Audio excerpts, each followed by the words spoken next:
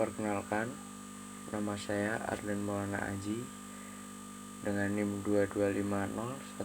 22501241036 dari Prodi Pendidikan Teknik Elektro Universitas Negeri Yogyakarta.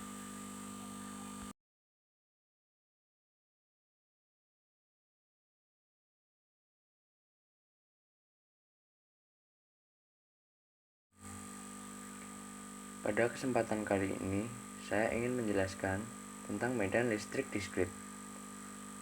Pertama-tama, saya akan membahas tentang pengertian dari medan listrik.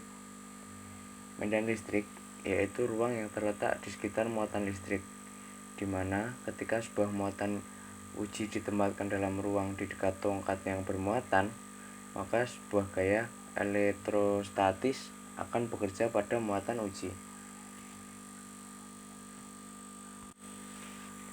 Kuat medan listrik dapat diketahui dengan penulisan sistematis sebagai berikut, yaitu E sama dengan F per G, di mana E berarti kuat medan listrik dalam satuan neutron per kolom. Kemudian F adalah gaya kolom, kemudian G adalah muatan uji. Arah gaya yang ditimbulkan ketika muatan uji didekatkan dengan muatan sumber akan berbeda-beda tergantung dengan jenis muatannya. Yang pertama, bila muatan sumber positif dan muatan uji positif, maka arah gaya kolomnya akan menjauh dari muatan uji dan muatan sumber. Kemudian, bila muatan sumber positif dan muatan uji negatif, maka gaya kolom akan mendekati muatan sumber. Kemudian, bila muatan sumber negatif dan muatan uji positif, maka gaya kolom akan mendekati muatan sumber. Yang keempat, bila muatan sumber negatif dan muatan uji juga negatif, maka gaya kolom akan menjauhi muatan uji. Penulisan sistematis untuk gaya kolom yaitu F sama dengan K per G kali Q per R kuadrat, di mana F sama dengan gaya kolom, Q sama dengan muatan sumber, dan R sebagai jarak antara muatan uji terhadap muatan sumber. Maka penulisan sistematis kuat medan listrik yaitu E sama dengan K Q per R kuadrat. E sama dengan besar kuat medan listrik, Q sebagai muatan sumber, dan R jarak antara muatan uji terhadap muatan sumber. Kemudian pada slide berikutnya ada resultan medan listrik. Ada beberapa keadaan muatan sumber dengan muatan ujinya, dan itu nanti mempengaruhi bagaimana kita mencari nilai atau resultan medan listriknya. Penjelasannya sebagai berikut. Yang pertama, ialah resultan medan listrik segaris, yang penulisan sistematisnya ialah E sama dengan K dalam kurung Q1 per R1 pangkat 2 ditambah Q2 per R2 pangkat 2. Kemudian yang kedua ialah resultan medan listrik tak segaris yang ada pada gambar sebelah kanan sebagai berikut penulisan sistematisnya. E sama dengan akar E1 pangkat 2 dikali E2 pangkat 2 ditambah 2E2 cos theta. Kuat medan listrik di suatu titik akibat beberapa muatan sumber diperoleh dari jumlah vektor. Kuat medan listrik di suatu titik akibat beberapa muatan sumber diperoleh dari jumlah vektor atau resultan. Dari vektor-vektor kuat medan listrik yang dihasilkan oleh setiap muatan sumber di titik tersebut.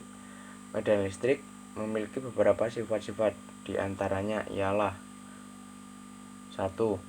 Skema gaya listrik tidak mudah terpotong.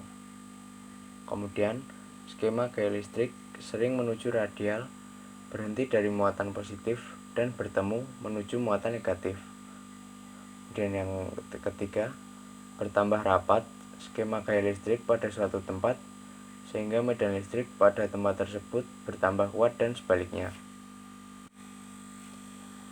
Kemudian, untuk slide berikutnya, ada garis-garis medan listrik.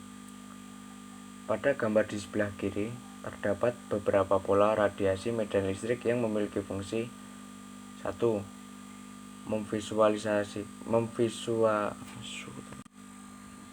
Pada gambar sebelah kiri, terdapat beberapa pola radiasi medan listrik yang memiliki fungsi 1. Memvisualisasikan pola-pola medan listrik adalah dengan menggambarkan garis-garis dalam arah medan listrik. 2. Vektor medan listrik di sebuah titik tangensial terhadap garis-garis medan listrik. Kemudian yang ketiga, jumlah garis-garis per satuan luas permukaan yang tegak lurus garis-garis medan listrik sebanding dengan medan listrik di daerah tersebut. Berikut pada slide selanjutnya adalah beberapa contoh penerapan medan listrik pada kehidupan sehari-hari seperti pada 1. Generator Van de Graaff. Muatan listrik yang diperoleh melalui cara menggosok untuk memperoleh muatan listrik yang sangat besar digunakan generator Van de Graaff. Gesekan antara pita karet dan roda pemutar menyebabkan pita karet bermuatan listrik. Muatan listrik ini ditampung pada bola logam distribusi muatan listrik. Terdapat pada permukaan luar bola yang berongga. Kemudian yang kedua adalah penggumpal asap. Alat ini membersihkan partikel-partikel abu hasil pembakaran gas sehingga mengurangi pencemaran udara. Alat penggumpal asap ini terdiri dari kawat dan plat logam. Kawat dibuat bermuatan positif sehingga akan menarik partikel abu yang bermuatan negatif. Gumpalan-gumpalan partikel abu itu kemudian jatuh ke dasar cerobong sehingga mudah dibersihkan. Teknik penggumpal asap ini sering digunakan dalam pabrik baja, pabrik semen, dan industri kimia yang banyak mengeluarkan asap. Yang ketiga, cat semprot. Butiran cat dari aerosol menjadi bermuatan ketika bergesekan dengan mulut pipa semprot dan udara. Bila benda yang dicat diberi muatan berlawanan, maka butiran cat akan tertarik ke badan benda. Metode ini sangat efektif, efisien, dan juga murah. Yang keempat, ada mesin fotokopi. Mesin fotokopi menggunakan daya tarik muatan listrik berbeda. Suatu pola muatan positif pada plat tadi mencitrakan bidang hitam yang digadangkan menarik partikel bermuatan negatif dari bubuk hitam halus yang disebut toner. Toner tersebut jadi bermuatan negatif karena berhubungan dengan butir-butir gelas kecil di bagi. Pola toner dipindahkan ke atas secari kertas kosong dan dipanggang di atasnya. Kemudian yang kelima, ada printer laser. Ketika drum yang bermuatan positif berputar, laser bersinar melintasi permukaan yang tidak bermuatan. Laser akan menggambar pada kertas yang bermuatan negatif. Setelah melewati drum yang berputar, kertas akan melewati fuser. Pada bagian fuser ini, kertas akan mengalami pemanasan. Hal ini menyebabkan kertas terasa panas pada saat keluar dari printer. Printer laser lebih cepat, lebih akurat, dan juga lebih ekonomis. Sekian dari saya, sedikit yang bisa saya sampaikan pada kesempatan ini. Bila ada banyak kesalahan dalam bertutur kata, saya meminta maaf yang sebesar-besarnya. Terima kasih.